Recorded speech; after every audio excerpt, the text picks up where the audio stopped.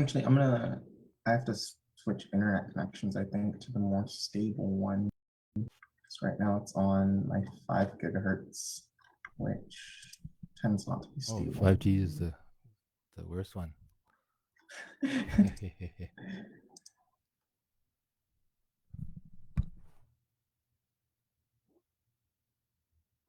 I'm gonna run the right.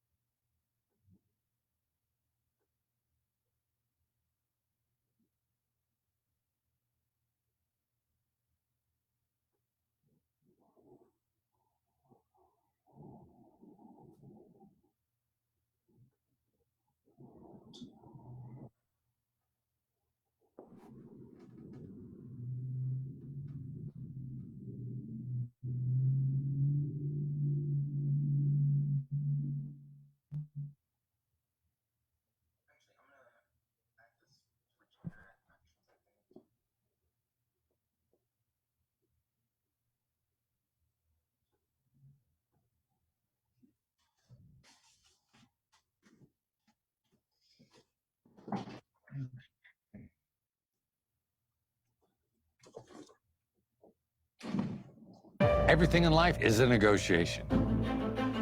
When you cross the street is a negotiation. Getting your coffee at Starbucks is a negotiation. You're probably in 3 to 7.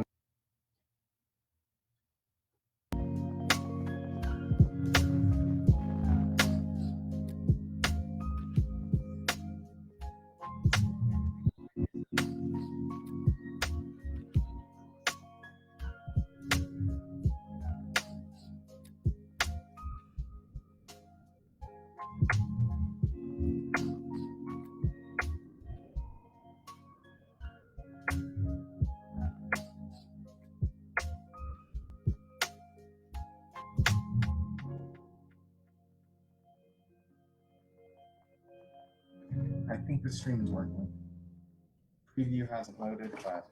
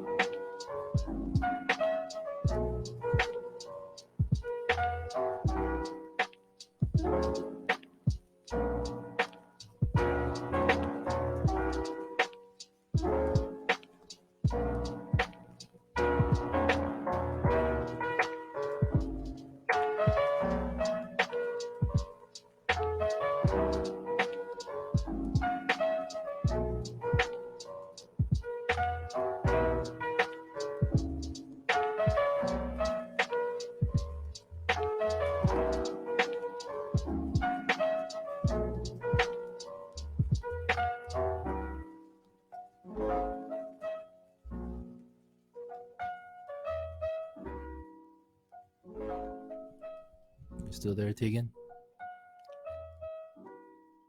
I'm here. I'm gonna go grab some water real quick. All right. And I'll wait for you to be back to let everybody in. Yeah. Is it cutting me out at all very much? No, I think I hear you pretty good. Yeah. Do you hear music playing on my end? I hear it. Okay, cool. And I just sent a message to everybody, said hi, we'll finish up soon. In the meantime, chill out with some music and should be ready to go.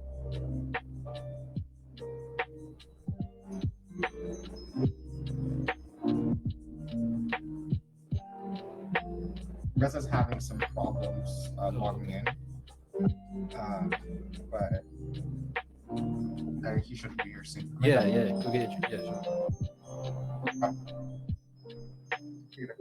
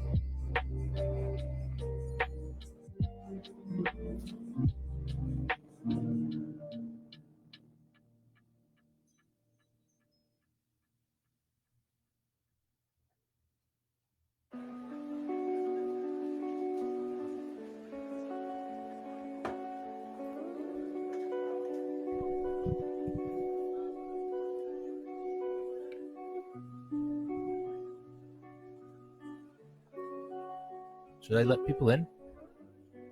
Sure. Okay.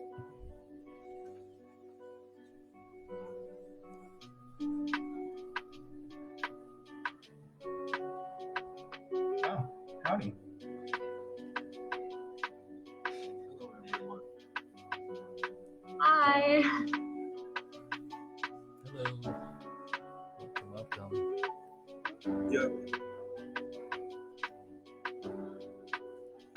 What's good? Hey.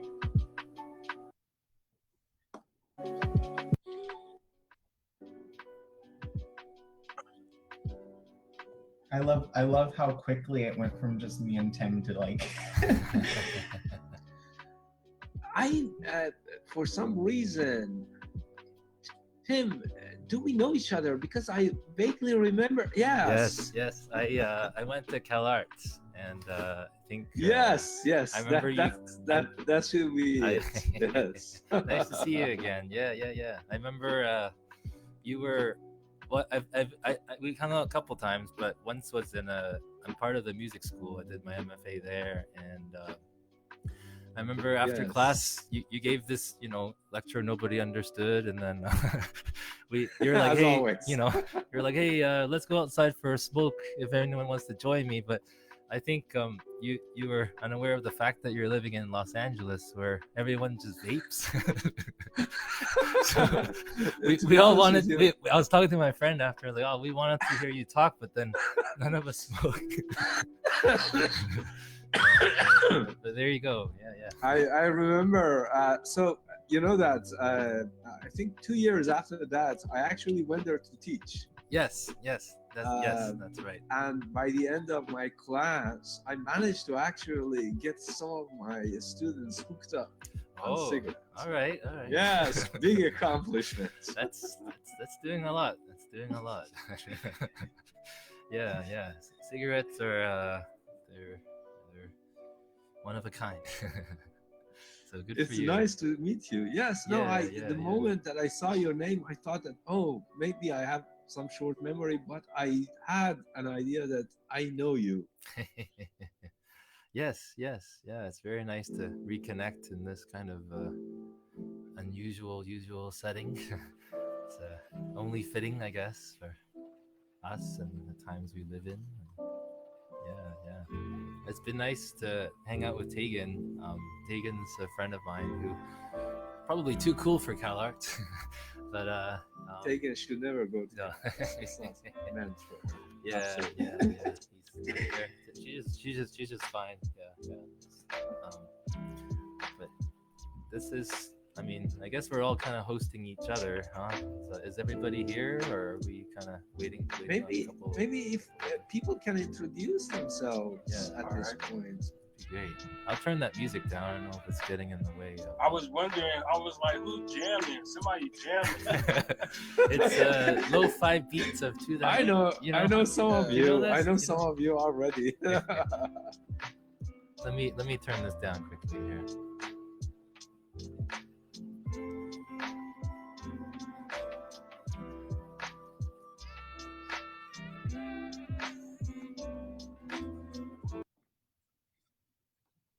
All right.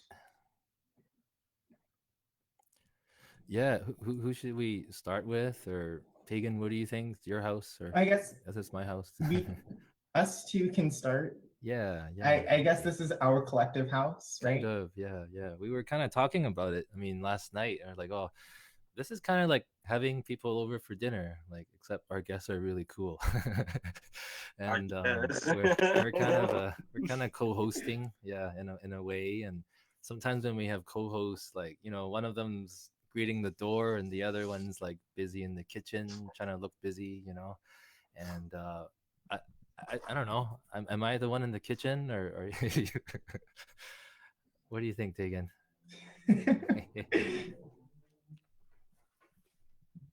I don't know. I was under the assumption you were the one in the kitchen because that's how you kind of framed it. Right.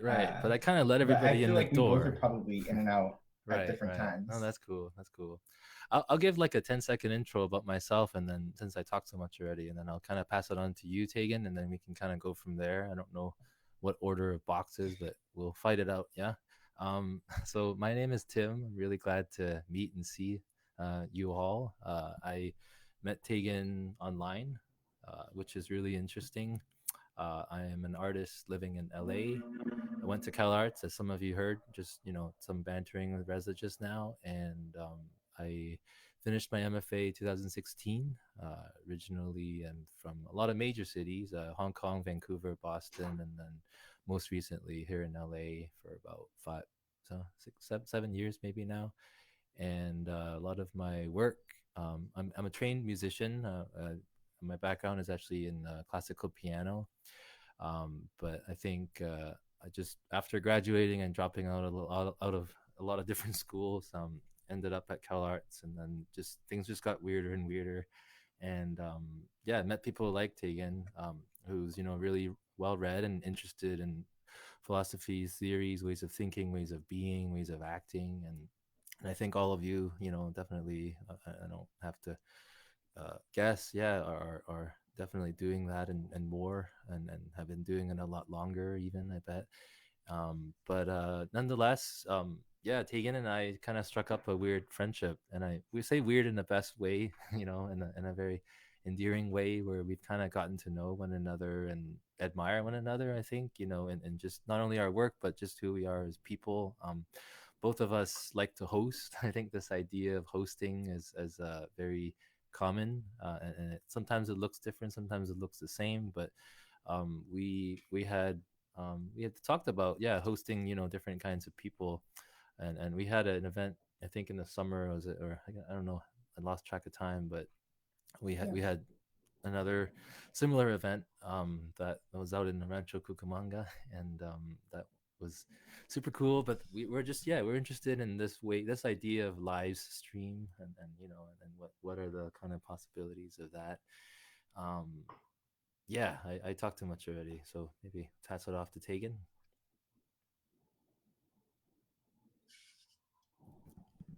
Yeah. So I'm Txgen. I suck at introductions because I'm like, what is there to say?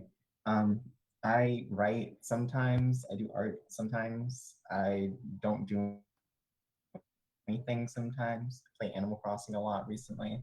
But besides that, I just live my life. And I've been living life for 20 years now, and it's been fun.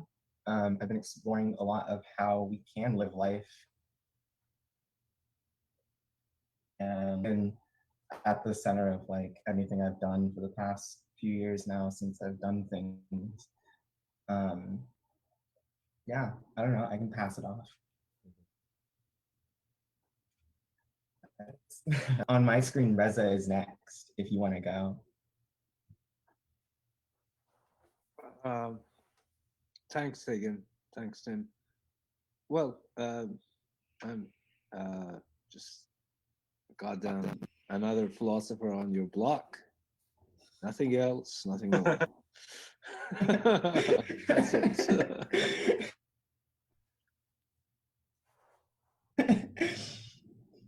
Beautiful. Cameron? Yeah, I'm Cameron Kunzelman. I have, oh gosh, I don't even know. I write about video games for the most part. I got a PhD in moving image studies. I've done game development work. I've written screenplays. Or I've collaborated really closely with a director named Chris Hunt, who works out of Atlanta, on some like kind of philosophically oriented films. One of which is about like a data mediated plague that we wrote and made 2 years ago, which has been really surreal. And yeah, I just read, I think, all the same philosophy that all y'all do. And so I think that might be why I'm here. Mark, do you want to? Yeah, sure. Can everyone hear me okay? Mhm. So yes, I'm Mark. What do I do? Last year, I finished up a master's thesis, sort of looking at the visible and the invisible and difference of repetition together, and sort of in the context of the question of extinction, or the end of all life everywhere. Since then, I haven't done too much philosophy, to be honest. I was reading through Science of Logic with a friend before all this sort of happened. But since then, I've been watching a lot more reality television. I have a lot of opinions on 90 Day Fiancé, if anyone wants to hear them. I saw at least one person, yeah. Mark, is this before or after we met each other at Coyote Ugly? We started around the same time. You should understand what Coyote Ugly is, by the way, the joke. Coyote No, Ugly I'm is... talking to other people, not you, because you know. Yeah. It's a Mark. Yes. Tell them what it is. Coyote Ugly is a bar in the Lower East Side, which is very much modeled after the movie and not the other way around, where I'm just gonna say the words panty chandelier and move on. It was an unusual place to meet a philosopher who you have read in some detail. But yeah, I don't know about everyone else, but I found it surprisingly difficult to do any sort of serious philosophy right now. Certainly to sit down, even though you would think you have nothing but time.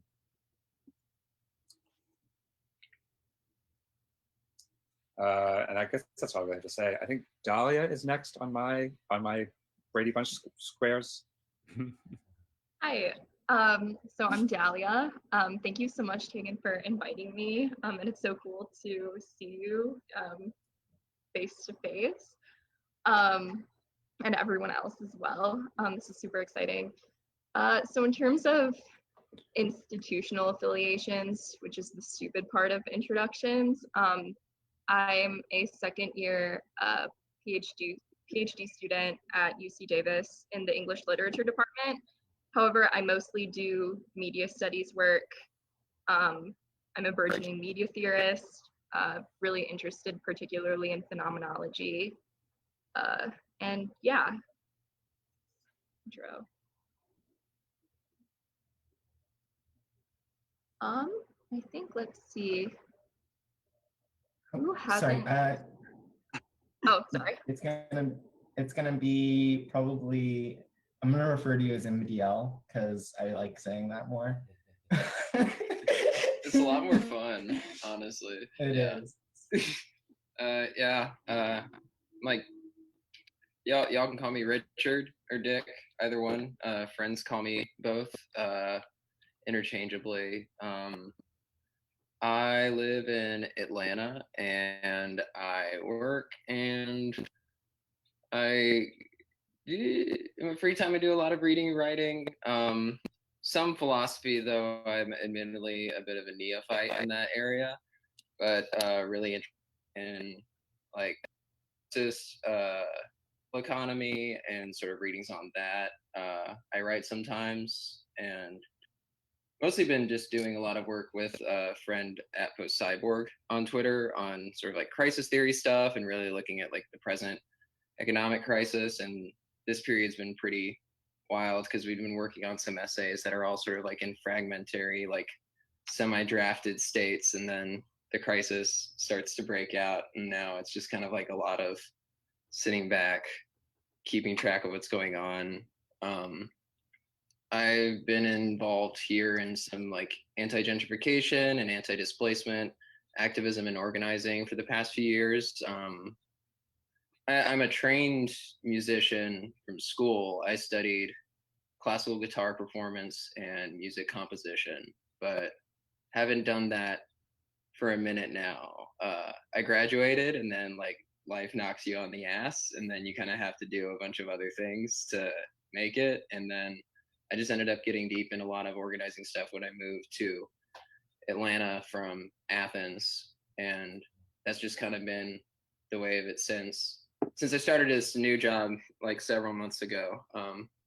Haven't had a lot of time to be involved in the same way I was in some of those projects, so I did I've gotten deep into the theory reading. So it's like you lose one opportunity, you pick up another one.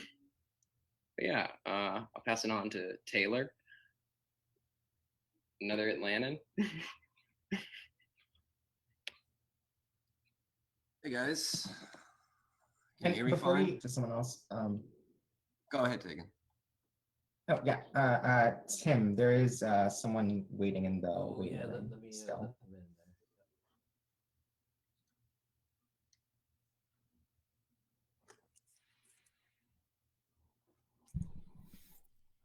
There you go. All right, you're welcome to go. All right, can you guys hear me okay? Yeah, we Is my do. mic We do. working? Yep. Yeah, Hello. yeah. Welcome. All right, well, thanks for having me back on, guys. Yes, and as Dick said, I'm also a fellow Atlantan. I probably wouldn't really call this Atlanta. I'm about 30 miles north, but you know how Atlanta can be. It's just kind of a sprawl. Anyway, I two-time grad school dropout and sort of academic vagabond. I translate French philosophy and non-philosophy. Right now, finishing up some works by Laruelle and Simondon, and that's what I've sort of been abusing all of you with, is all these quotes from Simondon's individuation in light of notions of form and information, and that's just kind of been consuming my sort of every waking moment at this juncture. But I'm hoping to get done with it in a few days and move on. Also do a little podcasting when I can, so that's just sort of to keep the creative juices flowing, the theoretical sort of intellectual masturbation to share with everybody, a little exhibitionism. Well, that's me.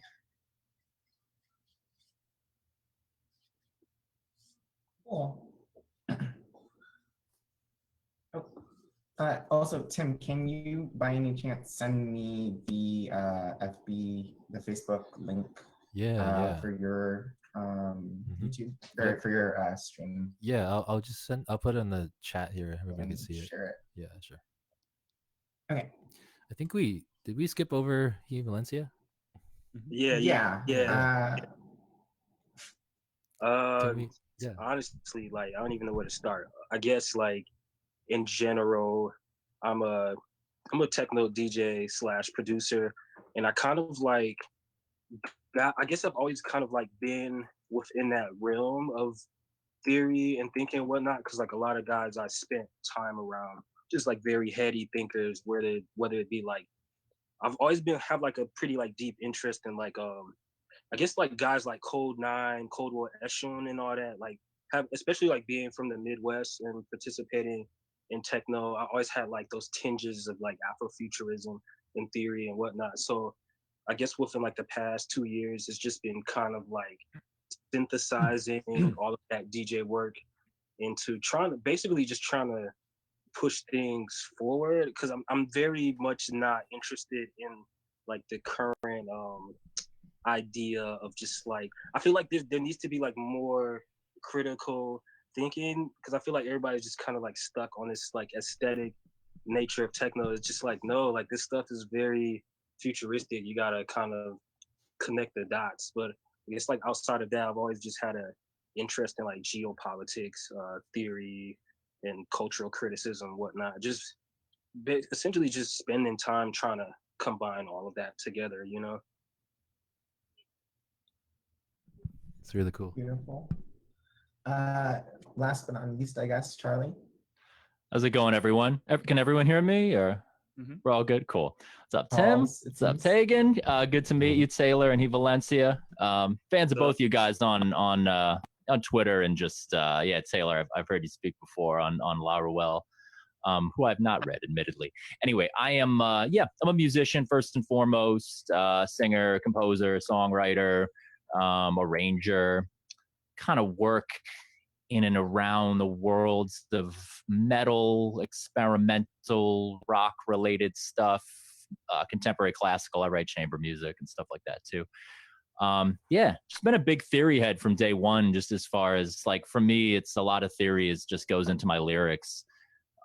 Sometimes more obviously, sometimes less obviously, but it's almost like every album gets this like concept vibe going that, you know, where sometimes it's like way up on Deleuze, sometimes, I don't know, there's a very Baudrillard-ish record a while back. Yeah, I end up getting pretty French, I don't know, French continental philosophy, or French, yeah, French like 20th century stuff. It's like big for me. Yeah, and I guess, yeah, I met Txgen and kind of just this whole realm through like Nick Land and that kind of, yeah, that kind of like creepy acceleration theory. This creep show shit.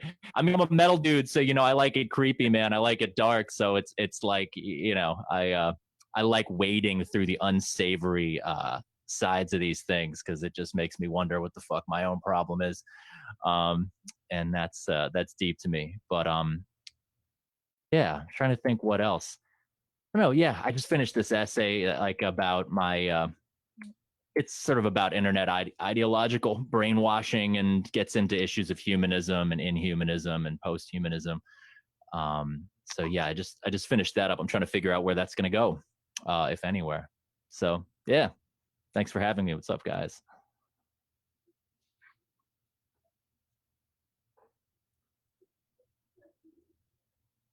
Yeah, what's next? Did I kill the vibe?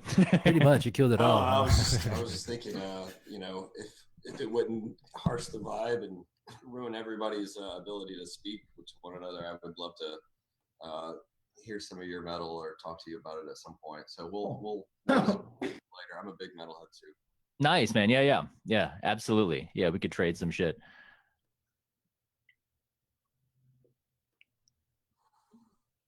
I remember being in like a noisy metal band before. It was good. I just like had a 412 cab that I hooked up to like a 15-inch bass speaker at the same time. So it was like the only harmonic instrument. Just go wild. Yeah.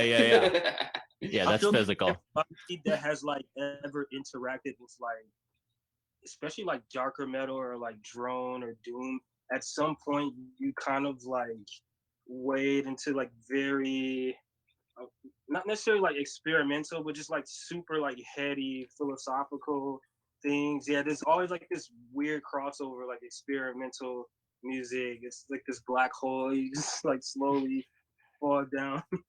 Yeah. I like there used to be not a whole lot of connection for me. Like, I didn't know a lot of people who were like super deep on theory and in my musical circles. It's really, for a while, it was just Hunt Hendricks from Liturgy. He was like the guy who was like repping theory. But now, I don't know, just through Twitter, I meet like more and more people, you know, who are like serious musicians, like, but who are also like heavy on theory and stuff. I know sometimes it's weird though. You guys are like I don't know, like just as a musician, it's like weird because I'm out here trying to like be a musician. Like that's what I actually do for real. But then like theory wise, I'm just like fucking around, you know. So Yeah, it's like same. It's like I consider myself very much like on the surface level. I mean, I'm pretty established DJ or whatever, but I don't know. I'm just like I need something to like kind of compliment it, you know, because I'm always just like thinking about stuff, and I'm just so bored and like frustrated with like the kind of like dominant narrative. Does that make any sense? You know, yeah. I mean, I don't know. I feel like I don't know how it is in techno, but like in heavy music, metal related stuff, and even in like classical kind of avant-garde shit, it's like people are so smart about certain musical things, but as far as like cultural criticism and just like looking at where things are at, they're like level like a half. They're like not even on level one, and it's like I don't know. Like I have friends who are like they're so smart and cool about shit, but they're just on this like basic bitch like woke like 1.0 level, and I'm just like that is what's like killing me with the techno. It's just like this very I don't know. I call it like a very like synthetic left. It's just like people have taken like I call it like BuzzFeed Jezebel identity politics, and it just keeps like it's like a snake eating its tail. I'm just like, you guys, like there needs to be like more deeper material analysis, and you know, it's just drive me insane. no, that's like Y'all, if any folks are here familiar with like PC music, do y'all remember like back in like 2014 when they tried like sort of I forget the publication, but I know back in like 2014 or something, like there was an attempted cancellation of PC music for like female appropriation. Yeah. Sony really got their ass. Critique them. I think like Lodic wrote a whole thing, just like it was. I think it was like The Wire or something. I guess like the corner of music in terms of like theory or whatever that I come from is very like the whole audience of like new tech, you know, like people sort of from like like that kind of like academic, like almost. I can't really necessarily think of the names right now, but like that kind of like sound or whatever. May I ask you a question? This is really fascinating to me. You know, as someone who seen the 80s cultural music, techno, the 90s and 2000s, and after that, I just simply, not that I was disinterested, I just didn't have the means to follow it. You see, for example, you brought Steve Goodman, who is a great friend of mine, Code 9. Right, okay. So Steve still making great music. But in terms of theory, and I have told this to Steve himself, so it's not a gossip at this point, he's always talking about turbulence, Deleuze, and Guattari. I mean, Jesus, goddamn fucking. I mean, we are 21st century people.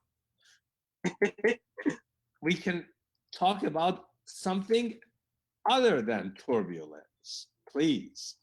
So, but nevertheless, I mean, I'm trying to say that maybe musicians, techno particularly, and I am a big fan of techno. I mean, I have I'm proud of having one of the greatest collections of techno music.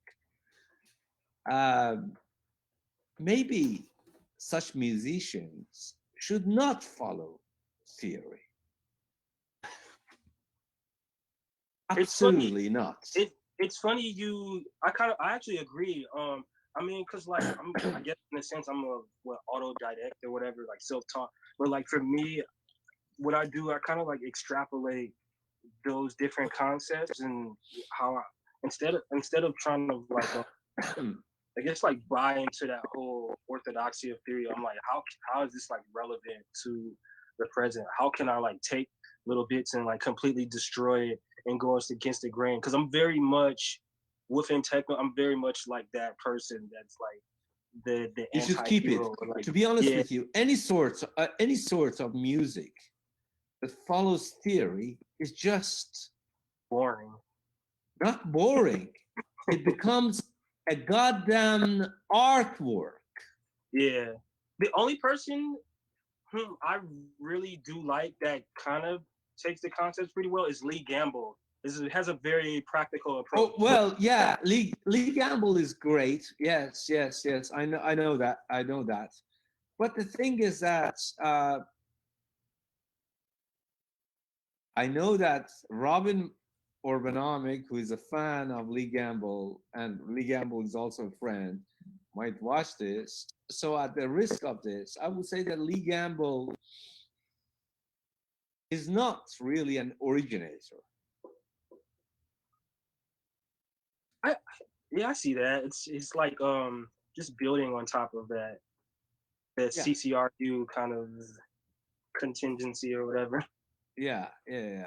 Essentially piggybacking. Yeah, that makes 100% sense. That's not controversial. Well, it might be to some people. Well, if people find it controversial, I'll fight them on Twitter. So.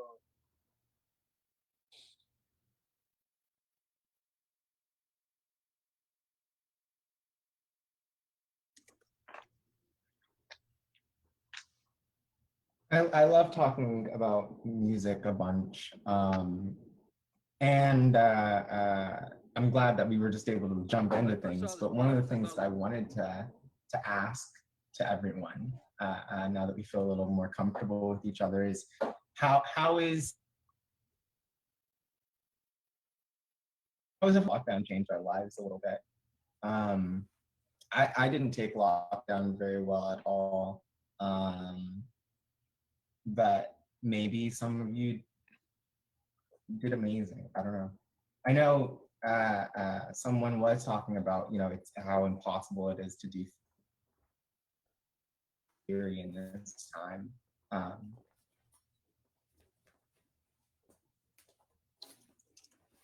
Txgen, you were cutting a little in and out for me. Can you repeat that? Yeah, same. Point? Yeah. Yes.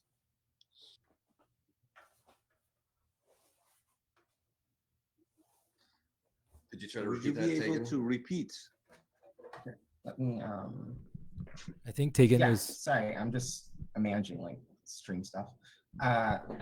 So I was just saying that I was interested in knowing how everyone's handling quarantine and how everyone has been like affected by it, because I know someone was talking about how like impossible it is to grapple with theory at this time, like work on it. I don't know how it's affected people's music lives. I know some people have like started new projects even and like been doing like great stuff recently, but I don't know. I just wanted to talk a little bit about that. When we talked about metal and techno, I, haven't really gotten to listen to a lot of music lately because my music, my wife really hates it. So I try to like, cut that down and annoy her as the least I can, So I have her cousin and I are best friends, and he's been in various metal bands. He's always trying to like send me all this metal and stuff. I'm like, man, that sounds great, but it's hard to work on the translations and and have anything but kind of like an ambient background.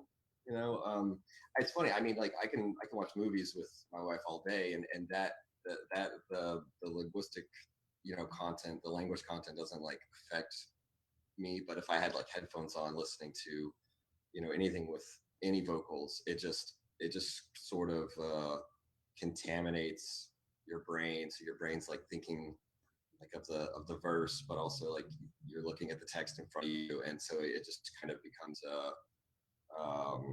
well, it's like the parasite, right? It really is kind of like the noise in the background that so I've kind of had to cull music from my life more or less, unless it's like unless it's something like Les Miserables that she'll put on, and so that'll be in the background. So I've had a lot of fucking Les Mis in my head for a while, and I don't know if that's healthy during this time. Not sure. Before Taylor, it's very good to finally see you. Yes, on the virtual screen after all these years. It is so good to see you. I know, you know, I thank Joe for introducing me to you I know. many years ago. Please don't get offended. I'm Okay. going to pass the mic to Dalia after snarking you.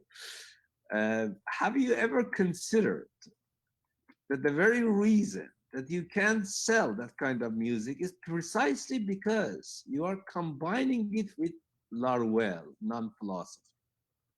I mean, French sauce and hamburger doesn't go together. That's true. I mean, that's very true.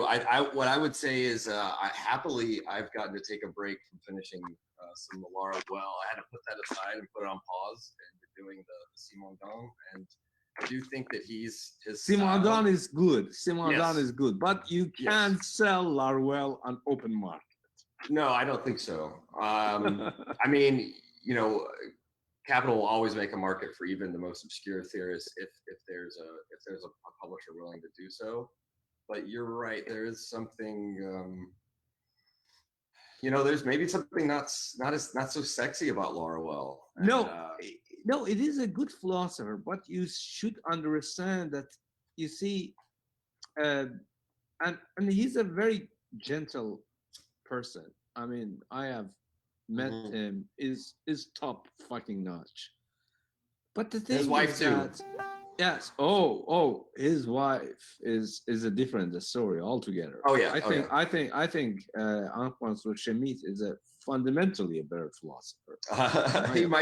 He probably agree with that. But the thing is that, you see, when I learned it late in my philosophical life, that if you are actually coming up with jargons that content of philosophers like, that there is a danger, a threat, where basically some new age people hijack your play. Right. And they crash that plane into the very idea that you had initially. And you see that with Laruelle.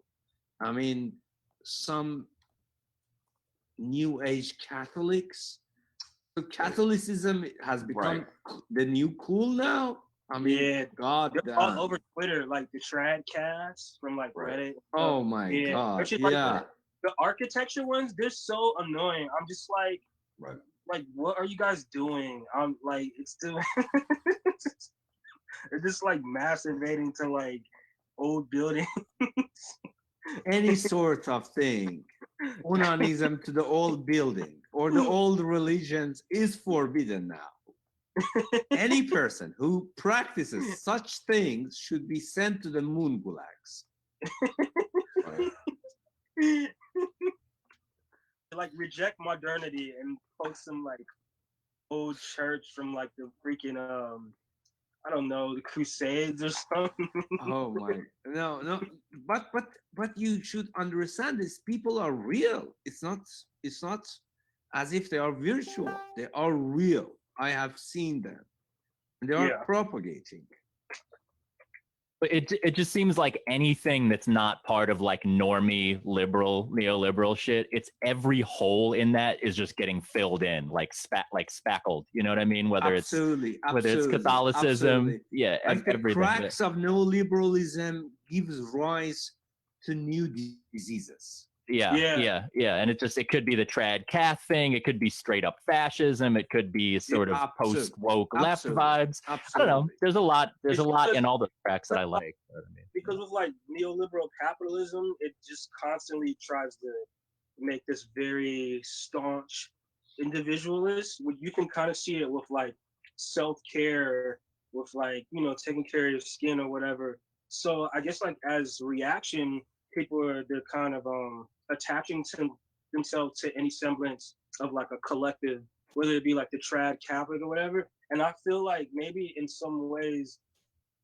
you probably, I would say with like communities like like incels and stuff like that. Yeah, it's like this collectivism. I don't know. I don't really have the answers for it, but it's interesting to watch. I would like, say that we don't need any sort of democratic communism. Let's bring Stalin back from his grave. And I will give the mic to Dalia. Well, I got super excited to hear. Is it Hey Valencia? He Valencia. Okay, sorry. Thanks so much. Yeah, so he mentioning self-care, just because that's something that I've really been wrestling with during quarantine, in the sense that I feel like self-care is bullshit. Like, yeah. And that's and my reasoning for it is not to turn this into a therapy session, but I think it's good to kind of have some background and sort of like my thinking and theorizing of it. But I feel like in grad school, you know, there's so much, you know, intellectual work to be done, and that's something that prior to the last couple years of realization, I kind of privileged, right? And then it wasn't until my first year, I kind of realized, oh, you know, bodies matter, right? My work is largely, you know, relating to bodies. I also took a bodies seminar, and the professor was very much into bodily practices. And I was like, oh, what a concept, right? Or rather not a concept, actually, you know, practicing and, you know, using, you know, and conceptualizing, you know, the body, there's sort of that tension there, right? So I started noticing that in myself, and started to engage in a lot of bodily practices that could be sort of seen as like self-care, that during this time of quarantine have been hard to sort of keep up. But then simultaneously, there's also this I feel like there's essentially this weird tension that I felt very viscerally, just in my own, with myself and my own experience, particularly as a woman too, right? But there is a tension, I think, between sort of self-care as, you know, just kind of representation, versus sort of like the processes that we, you know, take to sort of take care of ourselves. But I do definitely agree that there needs to be more work in thinking about self-care beyond the sort of BuzzFeed or it's like sort of BuzzFeed analysis, right? Yeah, it's like aesthetic based.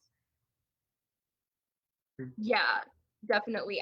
I feel like there's more attention to sort of the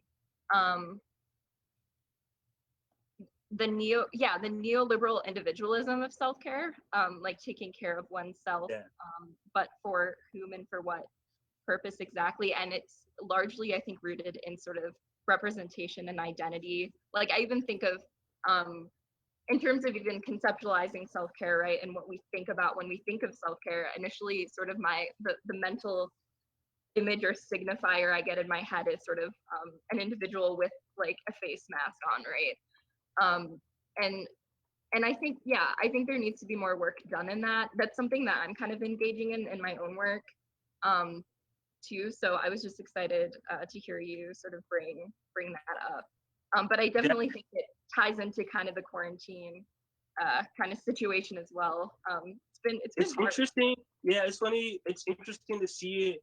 It's like circle back from its origins. Does that make sense? So like, I guess most of the conceptions of like self-care that I'm familiar with is just like Audre Lorde, when she was like almost about to die, and like how people, they took that, and it's like circling full circle with like quarantine, because you're seeing people, I guess, rebrand themselves through that kind of I don't know if it's still necessary, like surface level, but it's weird seeing it come back full circle with like actual health scare rather than just something that's like this completely devoid of any I don't know, like actual care, you know. It's just it's not just fully aesthetic anymore. I don't know. It just yeah. But hey. Yeah. Apologies. Oh, please, Dalia. My apologies. I didn't mean to interrupt you. No. Oh no, you can go ahead. Yeah. No. Please. Yeah, I just no, no, totally just go ahead because I'm also kind of formulating my thoughts right what now. I was going to reply to, he essentially, you see, the idea of the self-care is the most ancient philosophical doctrine, right? But we are living in a certain kind of phase where self-care has been subsumed by what you might call to be neoliberal choice preferences, individualistic preferences at the micro level. But initially, the idea of self-care is as simple as that. Death doesn't matter. That is the very diktat of self-care. So if death doesn't matter, and it is something that you should learn as you move forward, then life becomes something else. Life becomes a project, an enterprise, such that this idea of self-care becomes the very idea of how to cultivate yourself with regard to the other. Essentially, what Hegel would have called concrete self-consciousness. Is anyone here into Sloterdijk and his whole thing about like you must change your life, like that book? Because I've been getting really into him. Screw Peter Sloterdijk, even though he's a friend and I love him, but literally, Sloterdijk is a very cynical philosopher. He has no what you might call to be respect for anything like collectivity, Really? or concrete self-consciousness. I didn't mean him in general, but more just this idea that he has of like, you know, the individual like building themselves through like ascetic practices. Like I'm not sure how like how, you know, if we're talking about self-care, that is you very know, true. That is like a rigorous, a sort of more rigorous kind of work on the self that is absolutely, has a religious, you know, religion after the death of God kind of thing. Like when people talk about self-care, I never hear them take it in that direction of like discipline, prayer, you know, practicing your instrument, you know, that kind of thing. It's very removed from like the kind of like spiritual nature of things. It's funny you bring up the spiritual nature of things because when the quarantine first happened, something that made me laugh a lot too, and I was thinking about was constantly seeing like my Muslim friends just completely making fun of people for not washing in general, because you know, like before prayer, you have to, there's different levels of washing and stuff. I'm like, it's funny, yeah. It was really interesting, like seeing that constantly like bubble up. There's discipline in that. That Muslim, I mean, that is, yeah. There's a real rigor to that. I have a question. A misguided rigor, though. Misguided, yeah. I'm not sure. I can't. Yeah, you can say that. I can't. You see, the thing is that within the Muslim code, and I am a Muslim, you know, by heritage, right? Even though I'm an atheist, staunch atheist. So Muslims have this idea that after sex, you have to make ghusl, basically full body wash, right? But the thing is that after touching, for example, a poisonous scorpion, you shouldn't wash your hands. So what is actually the logic here? essentially all the religious codes are based on simply codes, and codes are laws. Laws that are not rules. The difference between law and rule is that the rule can be changed precisely because it's a collective enterprise, whereas laws are not going to be changed. The thing with Muslim, Judaism, or The Abrahamic Christianity is that Yeah. it's just law. It's just law. It's code. It's not going to change. That's why I think that religions have zero capacity to deal with such calamities.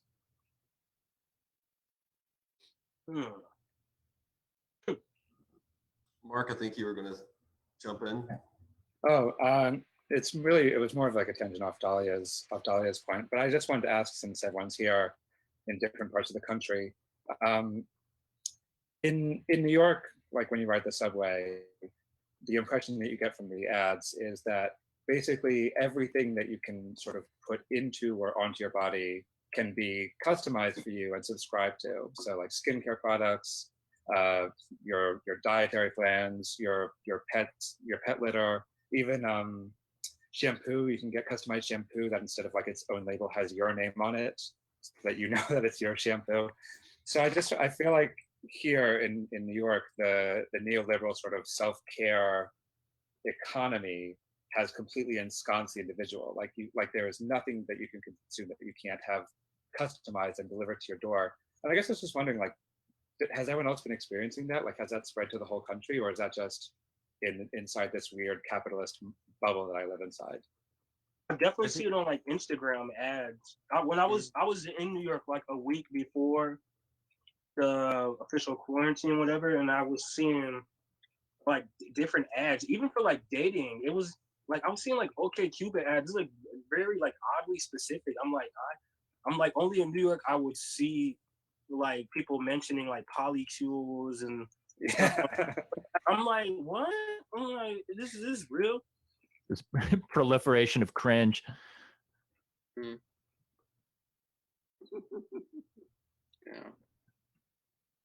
Yeah, I definitely feel like that's like largely what I grapple with like in my work, but then on a personal level, yes, like I have experienced that. I mean, even with like particular apps you might already have. I'm really into like CoStar, and CoStar is always sending me just these ridiculous updates that sometimes are freakishly like or seem accurate. It seems as if CoStar is spying on me, right? And I'm being surveilled. But I feel like ultimately, like, yeah, I mean, that's, I think that's what I have been sort of struggling with in a way, and with my own work, you know, thinking about sort of media theory and phenomenology. There's really this like, there's this basically attention towards kind of living singularity, as Mark Van Hansen, who's a media theorist, calls it, which is basically sort of our embodied sort of experiences and how they might be affected by technoculture.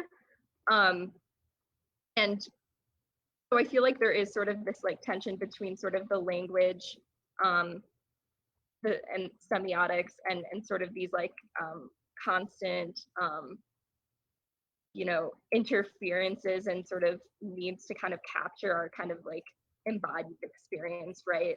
Versus ourselves, that like I'm really interested in my own work, but I think it's a matter of trying to look at it not as sort of a binary between like ourselves or like our bodies versus like language, but I think it's like more complicated than that. But basically, I guess, not to go too much into the abstract, but basically the way that I've been sort of theorizing sort of that weird tension between all of these perhaps ads is sort of like our you know, constant sort of bombardment by sort of media, by language to an extent, right?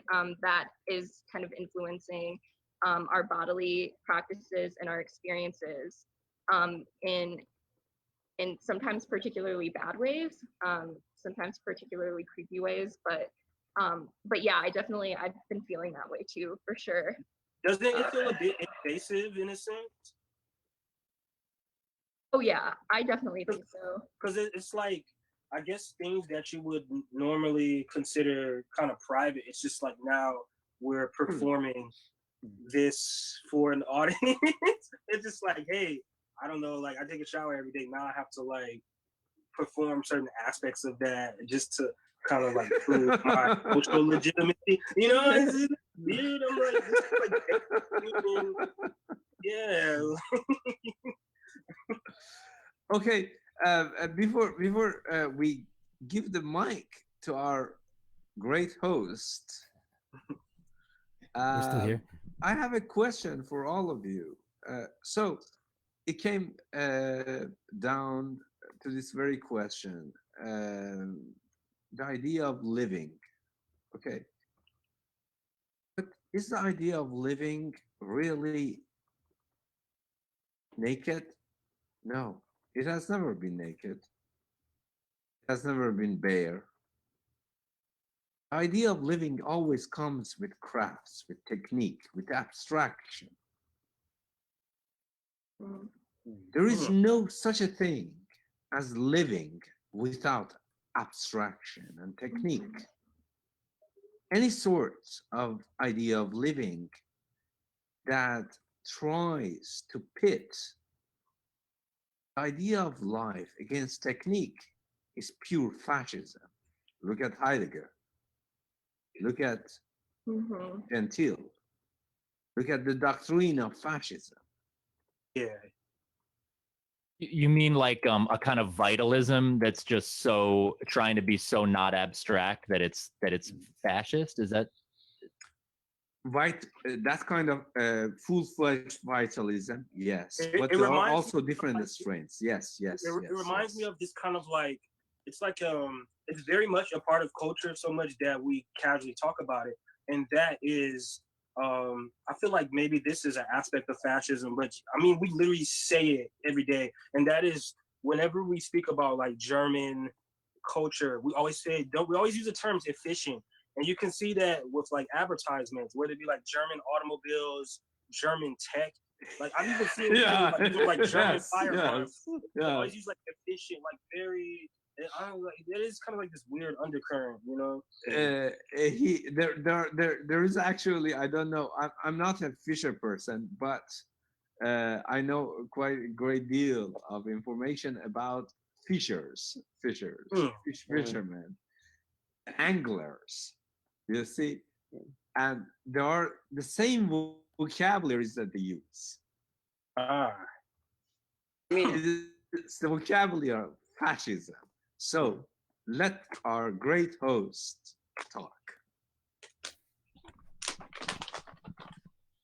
If MDL has something to say, you can. But I'll talk after you. I know you wanted to say something. No, you're good. I can go after you. Okay. Okay. Cool. I love listening in on all of this. This is very juicy content, and I guess in thinking about like living and abstraction, I definitely I have to think. I spend far too much time. It almost feels dealing with like the abstract in a very indirect way, and so I feel kind of good hearing Reza say that. But I guess for me, one of the most like abstract things there is for me to deal with is like good. What is good? How can I be good in the world? And like trying to like think through what is good for me is like this very intense question.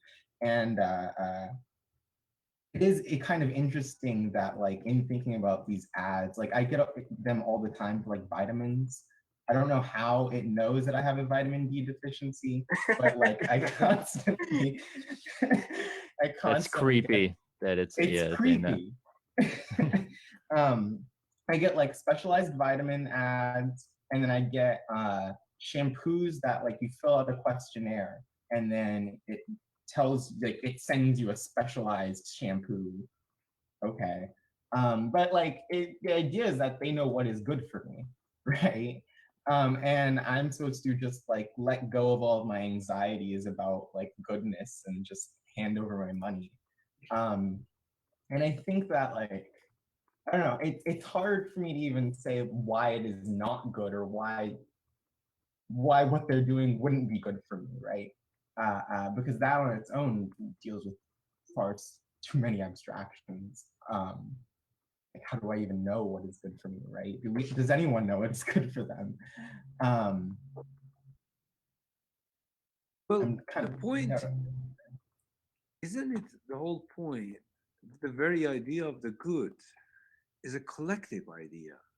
It does not pertain to the individual. Yeah. Essentially, if we buy into this idea that the good is collective idea, then we should relinquish all sorts of what Plato had called delusions of the better for the individual. And to that extent, you can ask yourself, then what is good? Well, what is good? It's as simple as that. And you give rise to something better than you.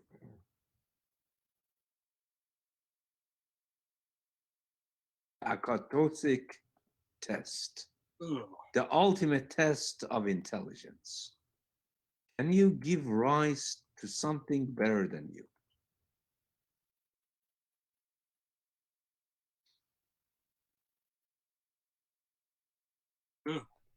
I'd like That to is think when education kicks in, nurturing. And that is the idea of Marxism par excellence.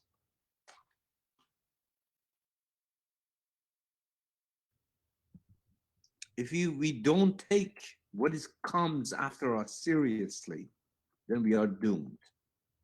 We are just dodos, waiting for the extinction yet to come. Yeah, I think so. To throw sort of another cultural example onto that line of thought. So a lot of my work deals with I'm thinking about media, so a lot of times I'll go to like trend forecasting groups and sort of see what they're predicting in terms of like pop culture and aesthetics to kind of get an idea on what to sort of think about and think through. So it's kind of like going to the source of evil because ultimately these groups are attempting to sort of make money, you know, via marketing, right? But one of the largest trend forecasting groups is WGSN, and which is the Worth Global Style Network, and basically for in their forecast for 2020, they essentially posited two distinctions between Gen Z. So there's like the me generation and the we generation, which is a little bit silly, the phrasing, but ultimately I think it in a way that was sort of, it's in line with I think some of the tension we're all kind of like butting against, which is like the sort of individual and this kind of neoliberal individual subject, and then also this collectivity that, you know, is sort of arguably kind of aligned with that goodness, right? So like the way that they sort of posited that in the 2020s is like this me generation being very aware of like how branding works, right? How to sort of brand themselves like on social media, for example. So like very much in line with like influencer culture and things like that. And then this sort of we generation was I mean, Greta Thunberg was an example, right? But you know, just kind of that idea of sort of like like collective work needing to be done, which I'm not obviously taking WGSN's work as like gospel, right? Like for me it's it's more just serves as a cultural barometer, the trend forecasting groups, but I just thought that was kind of interesting because I feel like that is kind of the tension we're exploring here. Dalia, this is really good I would say topic. My apologies, I'm absolutely ignorant about what is going on in the contemporary world, right? But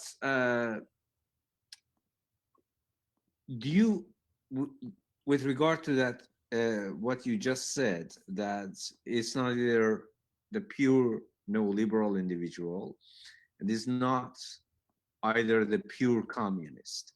So, do you really think that there would be a way to move from the current state capitalism, neoliberal capitalism, towards certain kind of collective communism without either becoming bipolar in a political sense?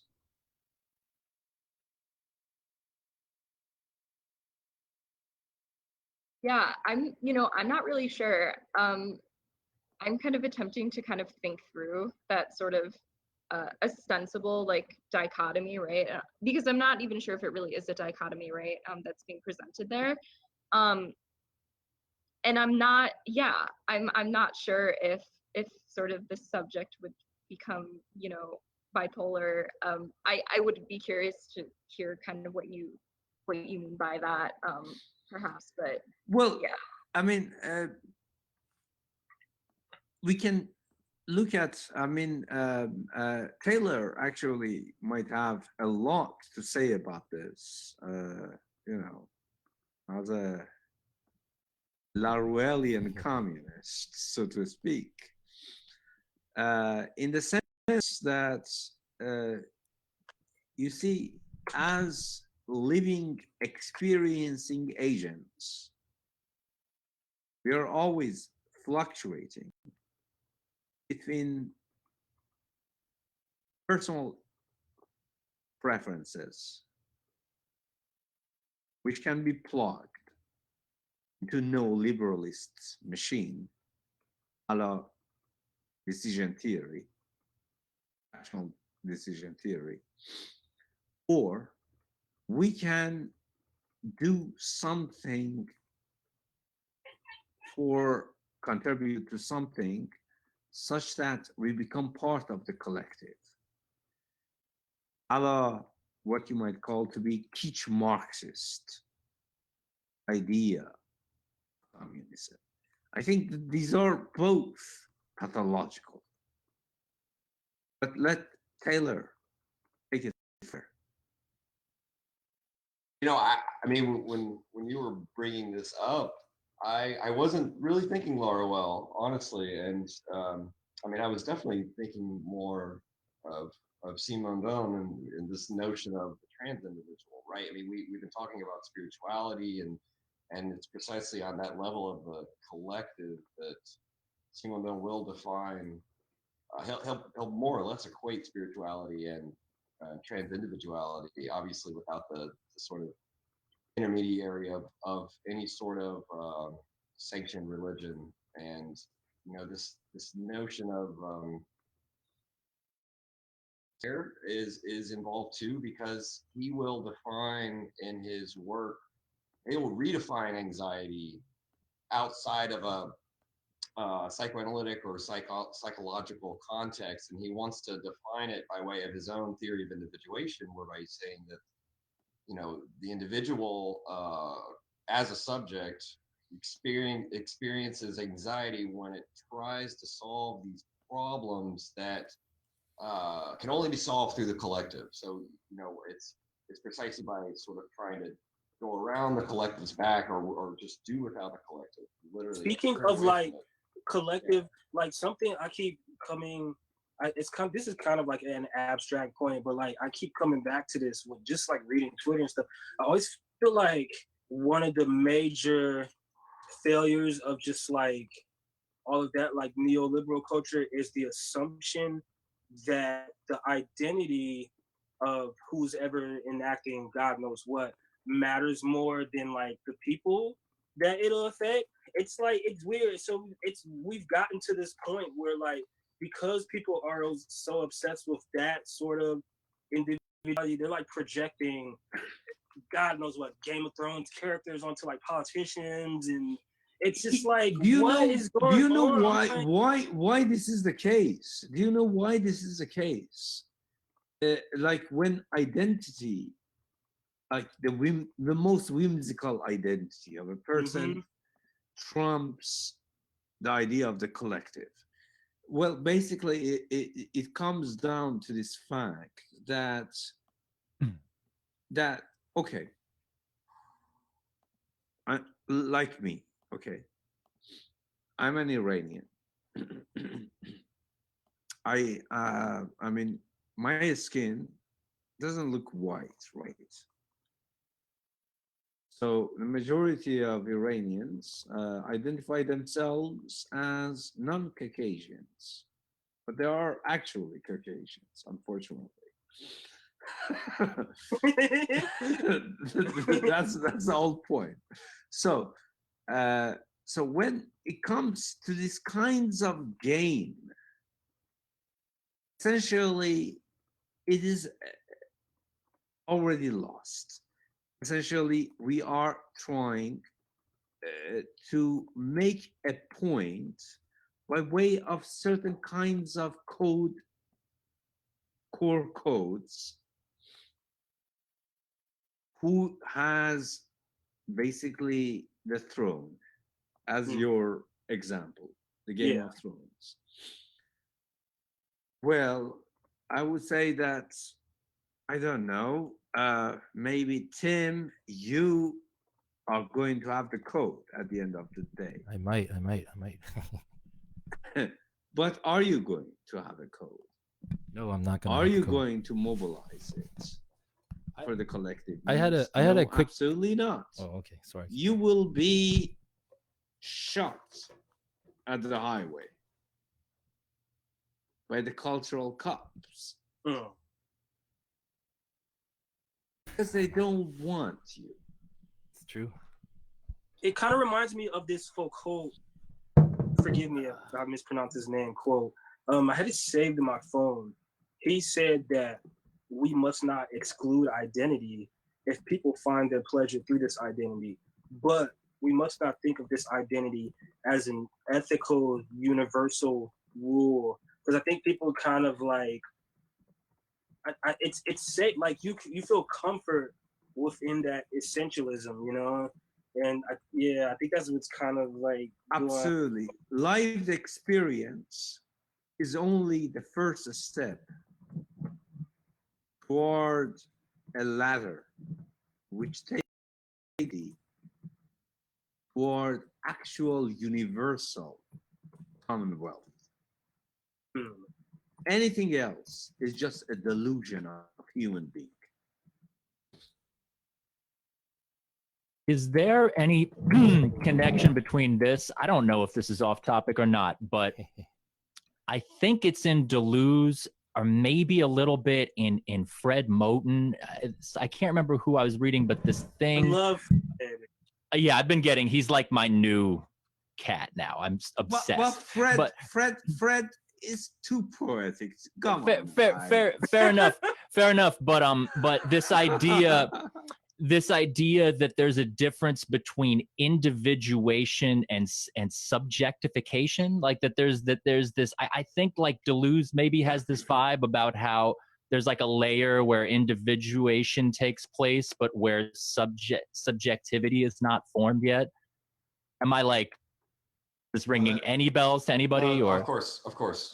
Yeah, I mean that's, you know, and I think that this is obviously where I think Simondon is important. I mean, Deleuze takes it a little bit different with subjectification and 1,000 plateaus with, you know, the different regimes of science. But I mean, precisely this notion of individuation is establishing these establishing internal resonance between these initially non-communicating systems to sort of create an amplification, whereas, at least for Simondon, I'll leave aside Deleuze's subjectification, is more of this on the level of on the level of the psychical, which sort of brings into play not just sort of the effective regime in touch with all the different potential energies of the pre-individual milieu from which we are sort of never separated, but also this internal tension of emotivity, which has to sort of seek out collective solutions to problems and not sort of forego them. Otherwise, we sort of end up with a static iteration. Thanks, Taylor. I want to hear more about that actually, and as I feel like I have to speak really quickly, or I'm going to lose it. It was maybe like 5 comments back when you guys were talking about ads and self-care and being on New York and all that.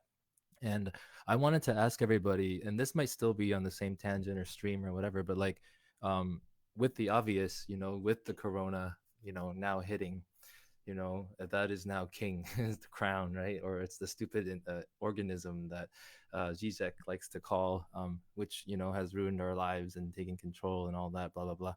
And I'm curious how you all think about if, how like, earlier, I think Valencia and Txgen were talking about how like we're getting all these ads about skincare and shampoo, and they're watching us shower. They know what kind of vitamins we want. I wonder if like with the quarantine and with, I don't know, maybe we're spending more time online or offline. I don't know which is which, maybe both. It's not necessarily be like a bipolar, situation. I wonder if, and then with hopes to, maybe end up with the collective, and what we're trying to talk about, is it possible maybe in this like pre-step, so to speak, maybe this Reza's ladder that he's talking about, is there something with this slowdown or speed up season that we're all in, that may relate to how, like, would they have less power or surveillance over us, because they're not watching me, well, they're watching us, we're talking on Facebook, but this is kind of a little bit of a play, in a way, but I'm talking about like individually, like in our lives, like would they check out us showering less, now that we're home all the time and we don't always take shower? Or maybe, I don't know, I'm just kind of throwing that out there. Yeah. Have you seen the new Charmin ad with the bears? No. Yeah, toilet paper. I know what you're talking about, Cameron. So it's the future, right? Like I have a very dim view of like whatever the immediate, next few years are, because it's like the Charmin bears, right, who are like using toilet paper all the time for the past 20 years, and they're sitting in front of the TV and they're like lit from the front and we're watching them. It's kind of like the Simpsons angle of seeing the couch. Mm-hmm. And they're lit by that glow, and there's this voiceover that's just like, in this time when everyone is under so much stress and not getting the things you need, we're there for you, and we're upping production, right? There's this kind of like revelation of political economy that's happening in it. And so it's this kind of thing of like recognizing the mass thing that's occurring, right? Like the recognition of COVID-19 and the recognition of the struggle that people are going through, but then wrapping that immediately back up into a cycle of production and consumption. And so I just have a very, and especially even looking at, the May Day strike, for example, where Amazon and Instacart both put out press releases that morning that were basically like, no matter what you do to strike today, we are going to make a net profit. And getting in front of that. And so like, it's interesting that any kind of language of collectivism, especially that I have seen over the past 6 weeks, has been immediately responded to and kind of consumed or subsumed by corporations. And the narrative itself, right, for so long, for the past, 5-10 years where I think that collectivism, especially in the US, of various different stripes, has been growing in really interesting and I think productive ways, politically productive ways. It's just been mostly ignored, right, by corporations. They just don't give a shit because it doesn't really matter. And now when it's being recognized, it is being recognized by saying we have already annihilated that. And if we haven't annihilated it, we've already eaten it. And so I have a very kind of dim view, at least in the short term, just because the way that rhetoric, that kind of media rhetoric, has been warped in distressing ways. Yeah, I'm also pretty cynical about the immediate future. I think maybe one of the biggest outcomes of this is a lot of companies are going to realize that they can function just fine without paying for office space. And I feel like that's going to contribute, and people are going to realize that they can Amazon all of their groceries to their house and subscribe to their shampoo. Like, I think this actually probably has pretty grim implications in terms of accelerating atomization. If there was one, it's worse. I agree with the Amazon thing because, like, I think a lot about how in bigger cities, you know, to like order groceries to your door, food or whatnot, and like, I guess on a larger scale, living in like a more smaller suburban city in the Midwest, I've been thinking a lot about like Amazon, how maybe it can potentially monopolize things like the mail industries. Like, I wouldn't even be surprised maybe like the next 5 years or whatever, Amazon would like start, well, they already are like directly competing with like United States, or like even getting like their own airplanes and stuff. It's like, yeah, it's really, really grim to kind of, Fucking grim is the word. Yeah, and I think that's a big difference too. I'm glad you brought that up. I mean, I also live in a smaller kind of regional city, and you know, I moved here about a year from Atlanta. And what was interesting to me is that in doing so, I immediately was able to connect to a local economy in a way that I hadn't before, in a way that wasn't, you know, walking across the street, buy groceries or you know, food or supplies or whatever from a massive corporation, you know, of which this is just one little instance of. You know, I had the ability to like participate in a local economy owned by people locally. The money stays locally. If we have to settle for markets, right, I think that's probably, you know, one of the better things we can do. And you know, there's a lot of like naive liberalism built up in that view, but yeah, you know, the past 6 weeks or so have been, all of the capability of doing that has been completely removed from me. You know, you just can't go places to spend money, and yet I still have to eat. I still have to buy groceries and things like that. And so it's been interesting to see something that even a smaller city, which had the capacity to, I don't know, some sort of like cohesion, you know, Mark, what you just said was increased atomization. And I feel that even in the 2 square mile area that I was going in, I feel extremely atomized within that context already. And I only feel like that gets worse in some ways.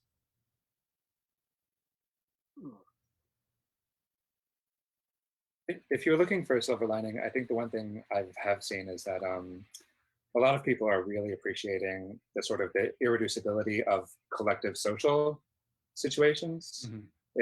If there's sort of maybe one way out of the atomization, it's that we realize that, you know, even if you aren't directly interacting with sort of other people at a bar or at a gig or whatever, that there's something about collectivity that you can't reproduce at home.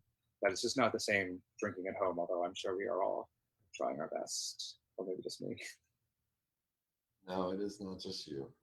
It is not. I will say very quickly, the Charmin ad made me think about an anti-Oedipus, how they say that the anus is the first organ to be privatized and removed from the collective field. And but I do think it was at least maybe 10, 15 minutes ago, I know that Dick was going to speak, and I don't want to put you on the spot, but I just figured I would try to, you know, allow you space to like jump in if you'd like. Oh, I'm good right now. I forgot what it was on anyway. I apologize. I just, you know, I know that there's 9 of us, so I figured I would just let everybody chime in, you know. I think Taylor, were you cut off as well? Well, Well, something I was thinking when Reza was talking about the collective, is anytime I hear collective, I mean, my first question is who we, I mean, if we're, I mean, isn't that like a Lone Ranger thing? Like who's we, Kimosabi, it's sort of like, I don't know, like, get away from this neoliberal individualism to some kind of something collective, whether it's like a communist. I mean, I get, as an abstract idea what the collective might be, but as far as, I don't know, like I'm seeing a lot of the identity politics is trying to,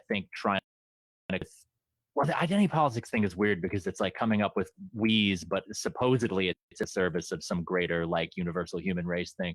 But I mean, if you get into like, just straight up like white nationalists and like just that kind of like most knuckle dragging active thing, I mean, people like that, they're trying to come, or just nationalism, extreme, build a wall.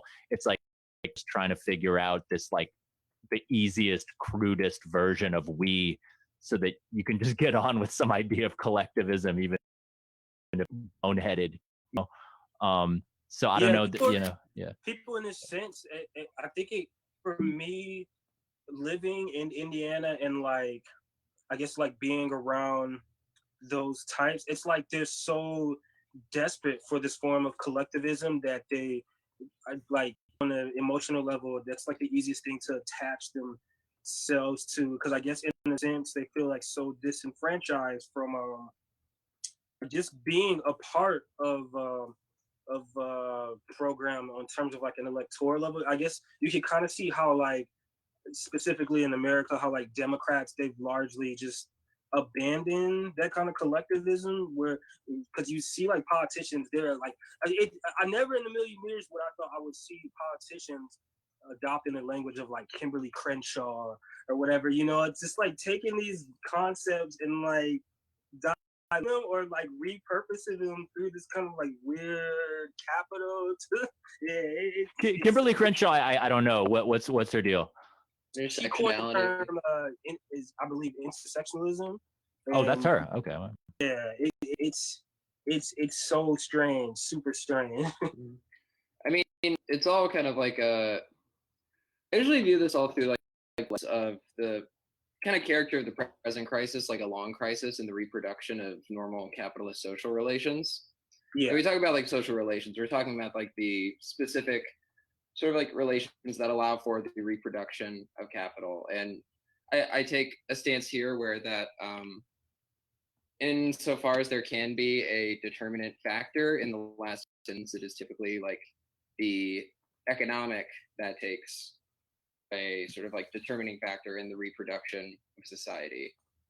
And there are sort of like specific characteristics in which like capitalist relations of production produce relations like beyond the sphere of production as well too, because this begins to also sort of like characterize the way in which distribution would take as well. That's why it's like a lot of these solutions you see getting posited. I think my favorite like funny ones are like what you see in the sort of like newer social democratic left, which are just like sort of like reheated Keynesianism, and kind of ignore a lot of like the historical failures of those. Like you don't reformat like you don't solve reproduced class relations by trying to redistribute the surplus, which only comes into existence through like divided class relations at the productive base.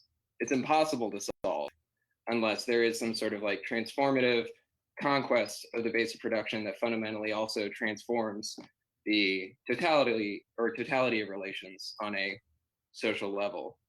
And in a way, like I see some of these like when we talk about a collectivity, it's interesting to think about too. It's like I always feel like with the Marxist conceptions of history and time, there's a sort of double bind that you encounter yourself in how to sort of like time moving forward. And he has a very prescient passage in the first part of the 18th Brumaire that I think is really good. I can't recall it off the top of my head, but what I can kind of summarize here is that like, on the one hand, all past examples, you cannot reliably say that like X is the answer to Y because it worked back in 1917, 1871, what have you. But on the other, you cannot prefigure the future, because that is also just sort of like a new transformative like projects and possible sort of compositions within these like social relations that such can exist, and the seeds of such do exist right now. We can't prefigure the forms that they will take until we actually see them like in motion, struggling to overcome the own barriers they have to their reproduction present, which is, I think, what's really prescient in this crisis too, is like you see all these struggles popping up, like in very specific spheres of industry that are growing. Like we talk about like Amazon workers, Instacart, stuff like that. You're seeing like a demonstrable increase in the employment and struggle within sort of like shipping, and what's left retail sectors, and along with tenant struggles as well.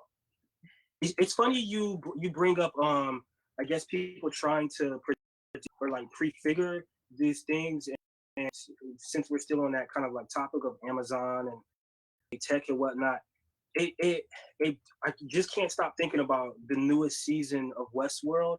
How essentially this season there's like, it's like that kind of like utopian vision that we've all kind of been like hammered over the head with through Cupertino. It's like this, they live in this like algorithmic world where like everybody is on this loop. It's like this giant it's like it's essentially like machine learning, like this giant AI that can like chart the course of human history for like the next 100 years. And honestly, like that doesn't even seem too far-fetched what people are achieving. You know what I'm saying? Like, especially with like Amazon, and it's even like I feel like maybe self-care ads and all that stuff. It's like it's trying to like chart this weird course for what people supposedly think is best for humanity or whatever. The ability to fully calibrate reproduction into the future that still preserves market relations as we know it. That's like how I kind of see it. Like, I mean, something historically to take into context, which is really interesting with this, is like looking at the sort of like growth in globalized production processes over the last few decades. And are folks here like familiar with like Robert Brenner? No. He's like economist guy, sort of like at the center, or known in like the 70s as the Brenner debates, which encompass like a lot of different sort of like academics over this sort of like precise origins of capitalism and what were the political developments and sort of like new class structures that were produced through like the periods where like you could say like feudalism was disintegrating, or like certain relations were growing on a global scale that would produce whereby a sort of like reproducible capitalism started to really emerge. But he also has a lot of really good writing on, he characterizes this sort of as like his words, like the long downturn, kind of like periodizing this sort of like a downturn occurring with the sort of like emergence of your stagflation crises, and that being the sort of like definitive endpoint around like 1973, where like post World War II boom in capitalistic action like started to stagnate. Now I think there's plenty of good theorists that also like disagree or like problematize this periodization, like David McNally or Francois Chenet, some guy I've been reading. This is great book. But essentially what happened is like you have a sort of exhaustion, like let's say this. In Marx, the sort of like technological developments of capitalism proceed to like further maximize surplus labor time in your production processes, right? Like, always working more than is necessary for reproduction, because that is a capitalist is able to expand the value of their initial capital advance towards production. That is also sort of like your basis of what becomes profit. Unfortunately, like the more you develop those productive means, they also get increasingly expensive, all that stuff. And then more of your capital value is not able to be expanded because only sort of like human activity, the sort of like teleological positing of human labor power is able to expand that. So by the 70s, you started seeing like more of these like production processes getting offshore to like lower wage like regions. as that becomes like more profitable, all these things. So we have like a whole global production infrastructure, which is like essentially at overcapacity. Like we have the capacity to produce like so much output, but you're not seeing like a full use of that output because it would be unprofitable because you would not have the consumer markets to really absorb all of that. I think like the inversion of like the US into that sphere has largely been like we talk about like media, like messages we're bombarded with like the consume because like we're sort of like the our financial and the sort of like cheap credit that we've been in a position for economic growth since like in increasing ways since like the 70s and stuff. You know, like the Federal Reserve started like really using like so-called asset price Keynesianism and purchasing stock assets when necessary in the 90s Greenspan. All of this essentially like makes us the wealthiest sort of domestic market of last resort for productive capacity. And so sort of in twofold, you've seen like since the 80s, consumer and service sector employment has grown 4 times faster than manufacturing and productive ones in the US. That's why it's like you see all the economic nationalists like posturings of like Trump and protectionist trade policies, even with people like Sanders, you know, saying like, oh yeah, bring the jobs back, do all this stuff. And it's like, it literally would just not be profitable according to like capital's like own law and like logic of value. So you end up in this situation where it's like, we kind of have a top heavy sort of like unrealizable surplus of capital that is sort of just like consistently only sort of like redistributed to your financial sectors that can sort of like engage in speculative activities, price hedging, all these things that deviate sort of from like the material like relationships of value. Because that's also like big in Marx is that value is a determined process by the interactions of the relations happening in the productive base. And as such there, you know, like value maybe originates within the production process, but it must be realized in the social processes of exchange. It's a sort of like intangible substance of social activity. But you're having this like crisis in reproduction because like basically our social productive powers, like I think an interesting thing you're seeing with this COVID crisis too is that like mass unemployment. You know, we got like what, like 30 million unemployment filings officially right now. Like fucking crazy. That's more than ever were fully like unemployed in the Great Depression. And it's a result of the fact that it's, you know, cost efficient like to do that. So we have this sort of a surplus population problem, which is only really like employed productively insofar here as it can like really serve like a sort of like service and consumer sector economy. And that will return, but in a much more concentrated form. And we have a likely situation where a lot of businesses go bankrupt, capitals concentrate, there will be less opportunities to absorb this population for unemployment. So what you're seeing is like this sort of like surplus labor maximization thing. It's basically, you have wildly socially productive powers of industry, but it's deeply perverted and distorted to meet any sort of like adaptations to social need because of the ways in which that material infrastructure's construction is so like determined by like value or economic category historically. It's an interesting sort of conflict that's just driving me crazy. Yeah, but now we can stream movies the day they were supposed to come out in theaters. Yeah, that is pretty cool. Based. Like I like The Irishman. Yeah. Or Trolls 2 or whatever it's called. Good one. It's been, I guess, from my perspective, it's been interesting seeing how it's like completely destroyed the DJing world. So like because specifically within techno, North American scene is not as strong as Europe. Because you know, Europe, you have like club circuit, you can live in the middle point and play many places in one weekend. And like now, it's completely leveled the playing field. Because like I mean nobody's going to the clubs and playing gigs, and you seem like it's just streaming, and it has me thinking about once this pandemic ends, like I feel like a lot of people will kind of stick to that platform of multimedia, of streaming sets or whatnot.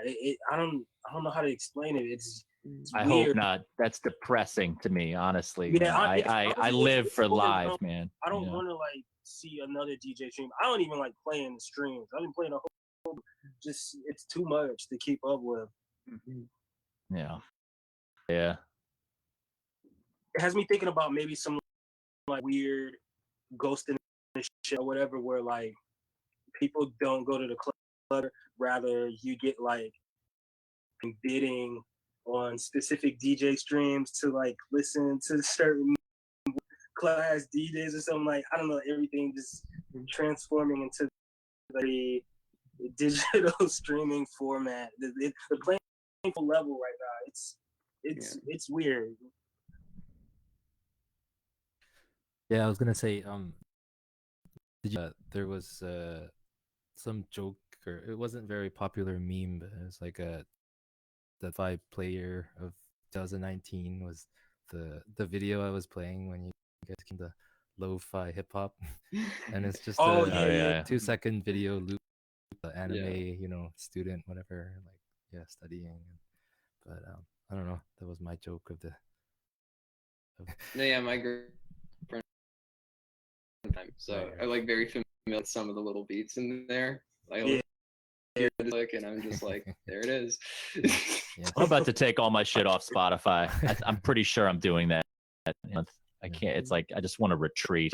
Just want to retreat from the music industry, man. Yeah, it's a good idea. I definitely support it. Just like take stuff off Spotify and just or whatever. That's what I'm saying. I think like Spotify, Netflix, and these platforms are interesting for like the way that like a lot of this is starting to operate, or like entertainment, and like progression of this as a commodity has like really changed into sort of like the appearance of universal access, but membership payments.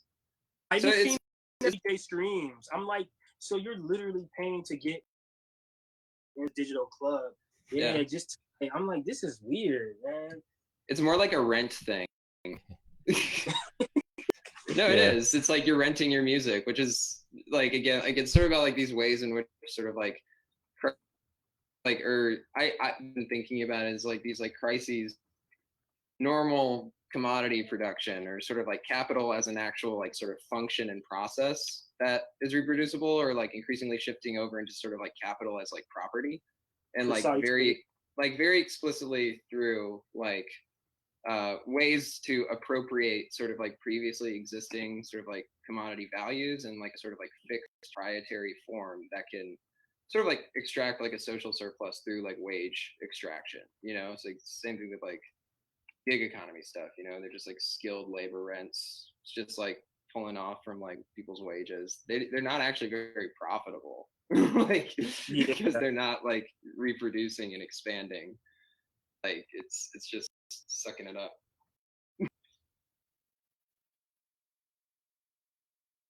Cameron, I'm wondering what you think to like. I mean, you said that some of your work involves video games.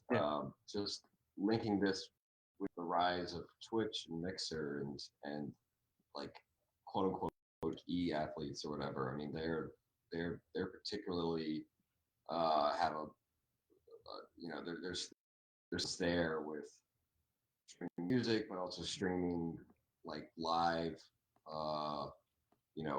gamers who from the least competitive, like I don't know, Animal Crossing, like some more competitive games, like of course the big games like Call of Duty, in between all the different MOBAs and etc. So I just wonder about that platform also sort of being boosted by this membership model of sort of following your favorite game streamer or whatever. Yeah, interesting about everything that they're talking, and DJing in particular in this kind of switch in 2 months or so. Video games were there 5 years ago. I mean, the video games and online performance, right, online, writ large, I think, of which Twitch is a huge mover and shaker. it's you know, the kind of development platform for how do these things work. That and kind of you know, slice of life YouTubers. You know, Dalia, you might have things to say about that. You were talking about the kind of influencer and marketing intersection earlier. And so like influencer streaming are, you know, they've been there, you know, monetizable kind of way for the past 5 years. If people are interested in reading about this kind of thing, Daniel Joseph's work, he's, you know, kind of a big video game Marxist. His work on platforms in particular is really helpful here. But yeah, I mean, it's that you know, Twitch owns Amazon. Amazon, you pay $5 for. You don't have to sub to watch someone, but if you do sub, you're paying. Amazon takes 50% of it, right? You are renting watching someone perform all day long. What I think is also interesting about the two is that it's a particular performance of the self, and we've seen so many people.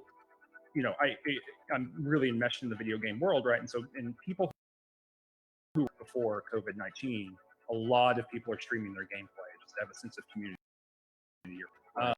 So there is this thing, and I've done it before. I tried to write about it when I was in grad school, and couldn't really ever get enough of my. It's really, Ray was a big part of this for me. Lazzarato was a big part of it. Trying to get language for. But there's this kind of consolidation and solidification of a particular type of that's performative, that's always outgoing, goes like Irving Goffman shit out of the water, right? Like that's just not sufficient for talking. That the way that online platforms extract a particular version of you and make you do it. And you know, I stream on Twitch every Thursday. I've been doing that for I don't know, maybe about a year or less than a year now. And there's a different mode of social engagement. There's this kind of always on sensibility, and I'm very curious. And you know, so it's like, you know, I think DJing is probably similar. But what I think is going to be interesting is after either the we live in, after it is fully normal, after it's over, right? Depending on what the next 18 months look like, there will be a different mode of subjectivity that one takes on in front of screens, right? I'm sure people saw Zoom for piece going around that was written by an anthropologist about like why you feel so fatigued doing Zoom calls, and it's about you're looking for this kind of social engagement and this kind of cues that people give off, and you don't get them. These nonverbals that you don't get in Zoom. And so I do kind of want about that there are going to be elements of social connectivity that are lost or gained that are going to be normalized over the next year, that a whole generation of us are going to be able to shape in kind of a fundamental and permanent way. And I wonder what, like, and how much, you know, just talking about, you know, the kind of capitalist part of it, I wonder how much of that will make us better fits for a machine, and how much of that will make us worse fits for the economy to come. If you spend a lot of this time on Twitch and streaming, and then you have to transition into being part of the service economy or a different part of the service economy, I don't know how good of a fit that makes you. I don't know if being a good worker, and I think that there are many of us who are going to have to. That's the only two options. That's how I feel about like DJing, because it's just like, I mean, there's like a DJ, there's much of physicality to it. It's way different being in a room with people and like reading a dance rather than just like singing in your room. I don't know, it's a completely different mindset when you're playing. Is just practicing on the stream or whatever. Yeah, it's just so much. It's hard because I'm seeing like all these people, these DJs, like everybody's a DJ. It's like that, but I'm like, there's this like this transient like physical culture that you just can't get through like playing on the internet. well, that's I mean, it's thinking about like atomization versus collectivity and stuff. Yeah. I mean, as to define collectivity, I mean, people did still go to shows up until like club or fucking, you know, whatever, to see live music. But it's just like, it's really, I'm like an entertainer, man. Like, mom dance, dude. It's like, this is in here. happen with all this is that it somehow is sort of like net profitable on a social level to like constrict movement in this way. Like, like you're able to get, well, I just mean like a net profitable and like a sort of like total sort of like social industry perspective, and also sort of like, you know, like stats for like economies on a national level or things like that. Like something like Zoom able to be like a large enough company that it can sort of like acquire a degree of political influence in that scale, and you start seeing to like other sort of like models operating sort of like the competition dynamic between capitals, right? Like also tends towards a movement of equalization of like conditions of industries, because what would happen in that case is then if like something like this is net profitable, you would see like replications of such a model, and then you actually might see like a real sort of death of live experiences like that, as it's more reliable to have consumer bases with restricted forms of movement, as long as they have sort of, you know, access to wages to like keep feeding it in. It's interesting to see the way that the corporations themselves are talking about it. Netflix did their, you know, annual report or whatever a couple weeks ago. Julia Alexander, who's an entertainment reporter, was talking about it pretty heavily on Twitter. But basically, their kind of projection internally and to see a massive expansion. In fact, they've already seen a massive expansion of subscribers, but then they're calling this huge contraction. Netflix believes they're going to lose more than they gained at the end, which is going to be fascinating. And so it seems like the corporations themselves, at least in their reports to the shareholders, right, and those could be, you know, hedging their bets in some ways, but they believe that the deep desire to be social will overwhelm all of us, right? But I think I have a similar negative. If people haven't picked this up, I have a pretty myself, but you know, I only see it being net loss of social culture. I think a lot of venues are going to close down. I think it's going to be very hard to secure financing to get new venues up. I think that I think it'll be a material problem. I saw that with the venues. I saw that it came like a whole month ago. Even with like festivals, I guess on like a musical level, I don't even think stuff will be back to normal in music until 2021. Because, you know, within that music, you gotta have to book stuff a year in advance and everything. Just like completely collapsed all that. Would it be like venues and whatnot? I said 2021, I meant 2022. Like that's how bad I think it is right now. Yeah. It's like, have y'all seen or like read much about like how these like loan programs have been playing out? Like, Not well. Yeah, Right. they're not good. Not good. Yeah. A lot of like the small business loans, like towards like restaurants, like the triple P loans, have been getting returned by the restaurants because they like can't. they like the qualifications to like loan and like to actually be able to pay it back. They're not able to meet it, so you've been seeing like a lot of returns. Like, that's not designed to work. This money's just going to end back up at some point. Yeah, sitting through the kind of loan stuff, I read through a bunch of Giovanni Arrighi a year and a half ago. Kind of, you know, tells the story of capitalism that's just about accruing a massive debt and selling it basically to the next form of capitalism, and that's like the story of the past 400 years for him. Interesting to see basically, you know, a massive amount of debt be accrued, you know, liquidity being produced by the government essentially, and then that being corporations, of which we'll see a huge number of them fail and then consolidate. And so feeling that Arrighi is generally kind of right. It feels like a very crucial moment for that kind of break, for a new form of capitalism to happen. And I don't. What is his name?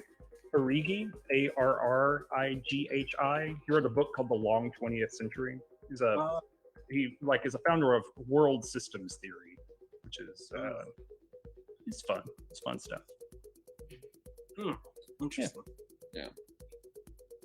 I kind of take like the stance on these things where it's just like I know some people have talked about this being like a sort of like potentially terminal crisis for capitalism, but I think people that use, sort of like falling rate of profit graph, like illustrate that it's just like, it's got to bottom out at some point. But it's also like, these are sort of like laws given the character tendencies by the ways that they actually play out sort of like in historical motion. There's like the dialectical intertwining of the forces that like counteract them and the forces that like double them down.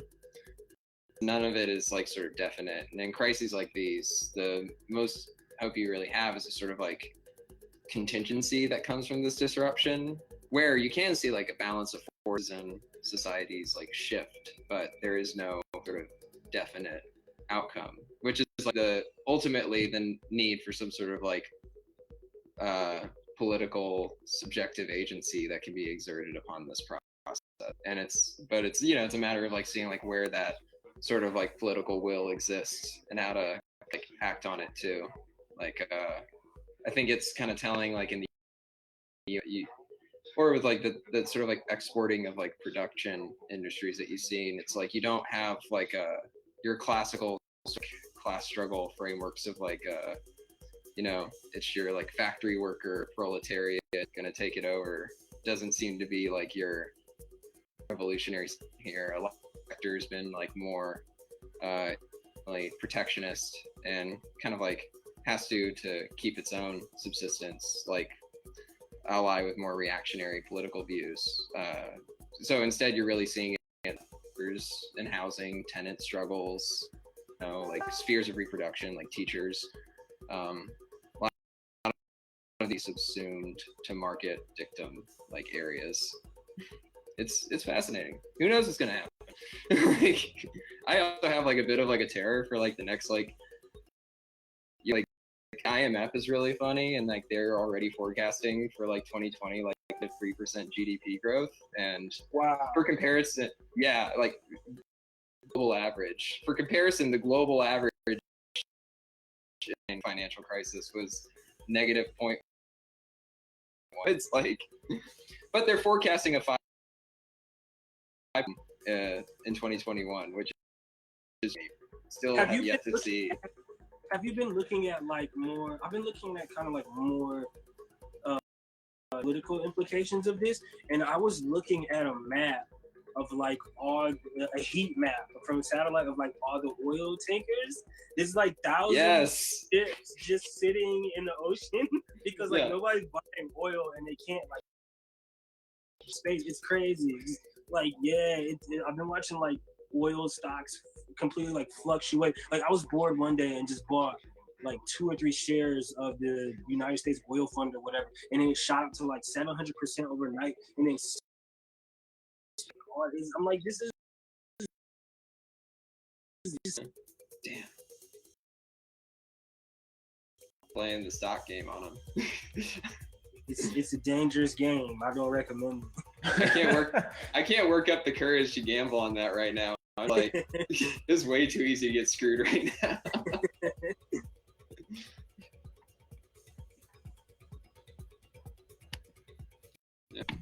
Hey guys, taking go for it. Okay, I'm holding. So it's 3 o'clock. This is super awesome. I'm just gonna make a quick announcement. Please keep stop the stream on Facebook, but please keep talking. Hang out as long as we want. Txgen, was that you wanted to say? I want to say. Oh, yeah, I was gonna say it's 3, and I the same thing that Tim was gonna say. Yeah. Well, for having me.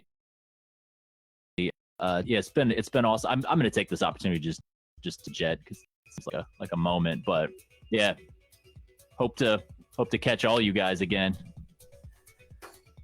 Yeah, thanks so much. Thanks to everybody. It's good talking to you. Yeah, it was good talking to you. Thanks everyone for having me on too. It's appreciate it. Yeah, when did you move to Atlanta? 2016. Did you? I didn't work there, but I worked at Homegrown. A lot used to recognize me from that.